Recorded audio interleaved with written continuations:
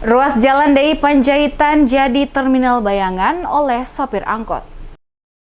Ruas jalur Jalan DI Panjaitan, tepatnya di depan kantor Pelni Ambon, dijadikan terminal bayangan para sopir angkutan umum mengangkut penumpang yang akan menuju Air Salobar, Bentas, Kudamati, dan Taman Makmur. Pantauan tim DMS Media Group di lokasi Jalan DI Panjaitan, lokasi yang dijadikan terminal bayangan oleh para sopir angkot tujuan Salobar, Bentas, Kudamati, dan Taman Makmur terpantau 3-4 mobil dengan tujuan berbeda parkir untuk menunggu penumpang yang turun dari angkutan luar kota Ambon di lokasi tersebut. Dengan santainya para sopir memarkirkan kendaraan mereka sambil menunggu penumpang yang turun dari angkot luar kota. Bahkan terlihat 3-4 kendaraan terparkir, memuat penumpang hingga angkot terisi penuh di lokasi ini dibantu oleh kurir. Beberapa warga yang melintas dengan kendaraan maupun warga sekitar lokasi yang tidak ingin diwawancarai tentang lokasi yang dijadikan terminal bayangan ini merasa resah karena para sopir angkot sering memarkirkan kendaraan mereka untuk menunggu penumpang menghalangi jalan masuk lorong maupun jalan utama kendaraan melintas sehingga mengakibatkan kemacetan.